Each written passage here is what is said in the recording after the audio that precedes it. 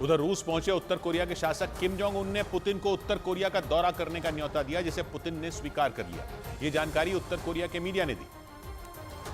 जिसके बाद यह तय हो गया कि किम के रूस दौरे के बाद पुतिन का उत्तर कोरिया दौरा होगा, जो अमेरिका की रातों की नींद उड़ाने वाली बात होगी, क्योंकि वो किम के रूस जाने और पुतिन के उत्तर कोरिया के स्पेस मिशन में साथ देने के ऐलान से बौखलाया हुआ। जिसके बाद खबर आई कि बहुत जल्द पुतिन उत्तर कोरिया का दौरा कर सकते हैं, क्योंकि रूस पहुंचे किम ने पुतिन से वादा किया कि वो बिना किसी शर्त के उनका समर्थन करेंगे। उत्तर कोरिया के मीडिया ने ये जानकारी देते समय ये भी बताया कि किम चाहते हैं कि रूस और उत्तर कोरिया अगले 100 साल के लिए अपने रिश्ते मजबूत करें, जिसकी शुरुआत किम ने अपनी खास ट्रेन से रूस पहुंचकर कर दी। जिसके बाद पुतिन ने सैटेलाइट तकनीक में उत्तर कोरिया का साथ देने का ऐलान करके दोस्ती को और मजबूत कर दिया। जिसके बाद अमेरिका भड़क गया और उसने उत्तर कोरिया को धमका दिया, क्योंकि जिस दिन किम के रूस दौरे की खबर आई, अमेरिका ने बार बार उन्हें रोकने की कोशिश की, क्योंकि उसे लगा कि उत्तर कोरिया रूस के हथियारों की कमी पूरी करेगा। जबकि किम के रूस दौरे पर दोनों देशों ने औपचारिक तौर पर ऐसा कोई ऐलान नहीं किया, लेकिन अमेरिका ने किम के पूरे रूस दौरे पर नजर रखी और जैसे ही ये ऐलान हुआ कि रूस स्पेस मिशन में उत्तर कोरिया का साथ देगा, वो परेशान हो गया। It is troubling when you see the Russians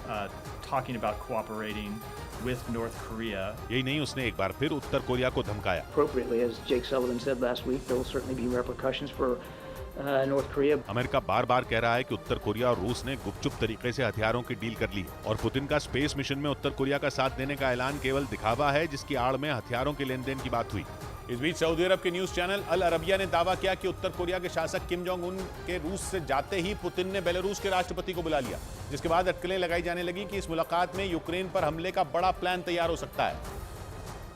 और अगले कुछ दिनों में उसे अंजाम भी दिया जा सकता है। सऊदी अरब के न्यूज चैनल अल अरबिया के मुताबिक किम जोंग उन और रूस के राष्ट्रपति पुतिन के बीच मुलाकात के दौरान खतरनाक हथियारों की डील हुई और लुकाशेंको से मुलाकात के दौरान पुतिन इस डील पर खुलकर बात कर सकते हैं, क्योंकि लुकाशेंको न केवल जंग में पुतिन के साथ मजबूती से खड़े हैं, बल्कि वो उनके प्लान को अंजाम तक पहुंचाने के लिए किसी भी हद तक जा सकते हैं। यहाँ तक कि यूक्रेन के पड़ोस में मौजूद बेलारूस को उन्होंने पुतिन के हथियारों के गोदाम में बदल दिया। इसी वजह से अटकलें लगाई जा रही हैं कि रूस, बेलारूस और उत्तर कोरिया की ये तिकड़ी मिलकर यूक्रेन में कुछ बड़ा करने वाली है। माना जा रहा है कि इसी वजह से किम के जाते ही पुतिन ने लुकाशेंको को रूस आने का न्योता भेजा। उधर हांगकांग के अखबार साउथ चाइना मॉर्निंग पोस्ट के मुताबिक पुतिन के साथ हथियारों की डील की खबरों के बीच जापान ने किम को प्रतिबंधों की याद दिला दी। जापान की विदेश मंत्री ने दो टूक कह दिया कि अगर उत्तर कोरिया रूस को हथियार देगा तो उस पर कई तरह का बैन लगा दिए जाएंगे।